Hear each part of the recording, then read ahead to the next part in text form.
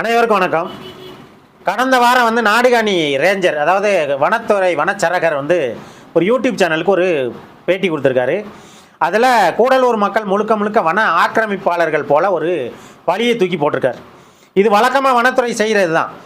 அவர் என்ன பேசியிருக்காருன்னு இந்த காணொலியில் ஒரு தடவை பார்த்துருங்க. என்னன்னா, அந்த டி எஸ்டேட்ல இருக்கிற லேபர் லைன்ஸ் மேபி ரீலோகேட் பண்ணலாம், இல்ல அந்த டி எஸ்டேட்ல இருக்கிற ஒருவேளை ஆக்குபைடு என்கோச்மெண்ட்ஸ் இருந்துச்சுன்னா அவங்க ரிமூவ் பண்ணலாம். நிறைய பேர் இப்ப சொல்லுவீங்க கூடலூர்ல இப்ப யானை வந்துருச்சு அப்படின்னு சொல்லிட்டு.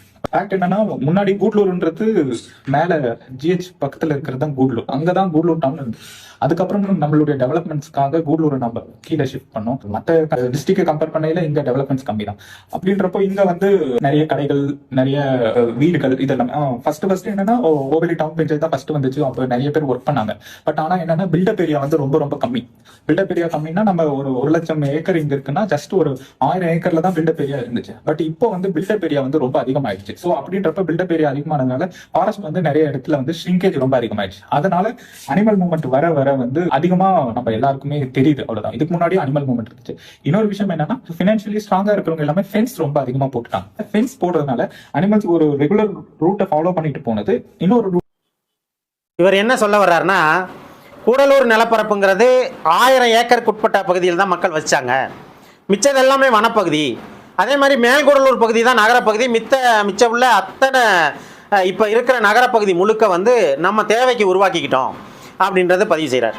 அது மட்டும் இல்லாமல் மக்களோட தோட்டங்களை, பெருந்தோட்டங்களில் இருக்க மக்கள் குடியிருப்புகளை அவங்க அப்புறப்படுத்துறது மூலமாக அதெல்லாம் வனவிலங்கு அச்சுறுத்தலேருந்து தடுக்கப்படும்னு ஒரு புது காரணத்தை சொல்கிறார்.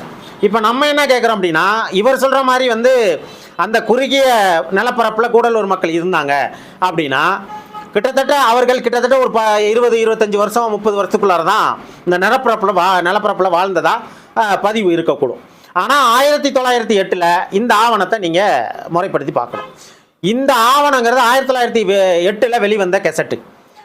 அன்னைக்கு இருந்த மெட்ராஸ் மாகாணம் வெளியிட்ட கெசட்டு. இந்த கெசட்டில் கூடலூர் பகுதி முழுக்கவே கூடலூர் பகுதி முழுக்கவே பறந்து மக்கள் வசித்தாங்க அப்படிங்கிறத இந்த பதிவேடு பதிவு செய்யுது. இந்த பதிவேடில் கூடலூர் பகுதியை குறிப்பிடும்போது இந்த கூடலூர் பகுதியில் விருந்தினர் மாளிகை இருந்திருக்கு, காவல் நிலையம் இருந்திருக்கு, தபால் நிலையம் இருந்திருக்கு.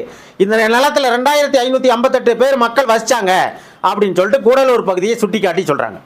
ஓவேலி பகுதி அந்த நிலத்தில் இருக்க 5265 பேர் மக்கள் வசிச்சாங்கன்னு பதிவு செய்யுது. சேரம்பாடி பகுதி இருந்ததா பதிவு செய்யப்பட்டிருக்கு.